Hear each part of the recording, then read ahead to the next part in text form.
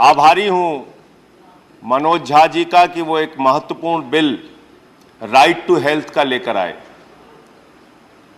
Madam, इस देश में जब ये महसूस किया गया कि लोग भूखमरी का शिकार हो रहे हैं, भूख के कारण मौत हो रही है, तो राइट टू फूड का बिल पास किया गया। जब ये महसूस हुआ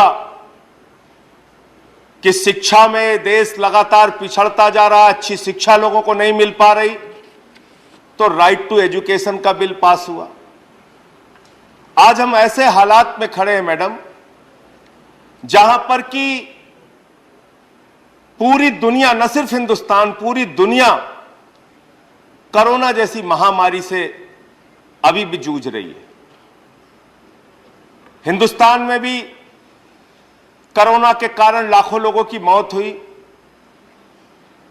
और मैडम, हम लोगों ने देखा कि उस कोरोना के कारण जो गरीब लोग थे, जो किसान थे, मजदूर थे, सैकड़ों किलोमीटर तक पैदल चल के अपने घर गए। जहां वो रहते थे इलाज नहीं मिल पाया। हमने देखा रेल की पटरियों पर जब वो थक गए चलते चलते, बैठकर खाना खाने लगे, नींद आ गई, रेल उनके ऊपर से गुजर गई, उनकी मौत हो गई, लेकिन उनको इलाज नहीं मिल पाया, वो घर नहीं पहुंच पाए। स्वास्थ्य हम लोगों के लिए बहुत महत्वपूर्ण विषय है मैडम।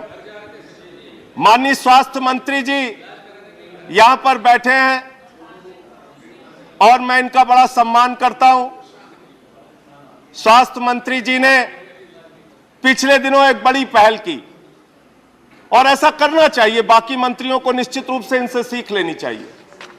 ये स्वयं एक सामान्य नागरिक बनके मैडम जब एम्स अस्पताल में गए तो इनको वहां पर रोक लिया गया, इनके साथ अच्छा व्यवहार नहीं किया गया। हमारे देश के स्वास्थ्य मंत्री मैडम और ये खुद रूबरू हुए कि वास्तव में अस्पताल में किस प्रकार की कठिनाइयों का सामना एक मरीज को या उसके साथ के लोगों को करना पड़ता है। और इसलिए मैं ये बिल्कुल नहीं कहूंगा कि स्वास्थ्य का मुद्दा राजनीतिक मुद्दा नहीं है, ये कहना गलत होगा मैडम। शिक्षा का मुद्दा राजनीतिक मुद्दा नहीं है, ये कहना गलत होगा, क्योंकि राजनीति ही तो तय करती है कि स्वास्थ्य पे कितना बजट होगा, शिक्षा पे कितना बजट होगा, सड़क पे कितना होगा, पानी पे कितना होगा, बिजली पे कितना होगा। इसलिए ये राजनीतिक मुद्दा है। और अगर आजादी के 75 साल के बाद भी सफदरजंग अस्पताल के सामने एक महिला जो प्रसव से पीड़ित थी, उसको अपने बच्चे की डिलीवरी लोगों के घेराबंदी में करनी पड़ती है, तो मैं समझता हूं इस सदन के सभी सदस्यों के लिए बहुत ही शर्मिंदगी की बात है मैडम। हम सबके लिए शर्मिंदगी की बात है। हम सबको सोचने की आवश्यकता है कि हमारी स्वास्थ्य व्यवस्था कहां पहुंच गई। पिछले दिनों महोबा के अंदर एक खबर आई मैडम, वो दिल दहला देने वाली खबर, आप भी सुनेंगे तो आपकी रूह कांप जाएगी। एक मासूम बच्चा एडमिट था महोबा के अस्पताल में, चींटियों ने उसको खा के मार दिया। चींटियों ने, गलत कह रहा हूं तो मेरे ऊपर कार्रवाई कीजिएगा मैडम। इस प्रकार की स्वास्थ्य व्यवस्था में हम लोग जी रहे हैं।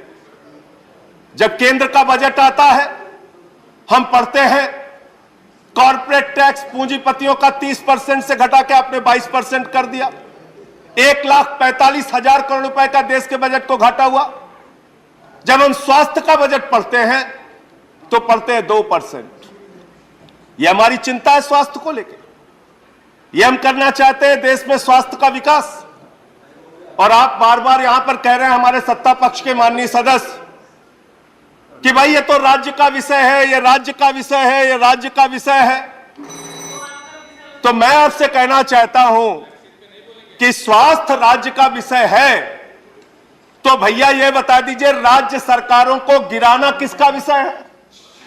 विधायकों की खरीद फरोख्त करना किसका विषय है? करिए प्लीज, कंक्लूड। मंत्रियों का पद प्रलोभन देके सरकारों का गिराना किसका विषय है? चर्चा, ये बता दीजिए माननीय सदस्य। माननीय मैडम, सबको सदस्य मौका प्लीज दिया सुनिए। गया, मैं खत्म कर रहा हूं। माननीय सदस्य चर्चा जारी रहेगी, मैं खत्म कर रहा हूं। चर्चा जारी रहेगी। तो मैडम कंक्लूड कीजिए। मैं संजय जी, टाइम बताना चाहता हूं, दिल्ली में एक सरकार चल रही है और उस सरकार के मुख्यमंत्री केजरीवाल जी ने शिक्षा का बजट 14% रखा। 14%। सबको मैडम, सबको बोलने का मौका मिला, मुझे भी अपनी बात कहने का मौका। 14% दिल्ली का अगली स्वास्थ्य डेट बजट पे है। आपको मौका मिलेगा, नेक्स्ट उसमें मौका मिलेगा। प्लीज बाइंड अप बजट ही बता करिए। रहा हूं दिल्ली का। Bind up दिल्ली का करिए, स्वास्थ्य please. बजट 14% है। मोहल्ला क्लिनिक Special 520 मोहल्ला क्लिनिक हमने बनाए। स्पेशल मेंशंस आपकी बारी है। माननीय सदस्य, आपकी ही बारी है। स्पेशल मेंशंस चलो मैं बाद में कंटिन्यू करूंगा।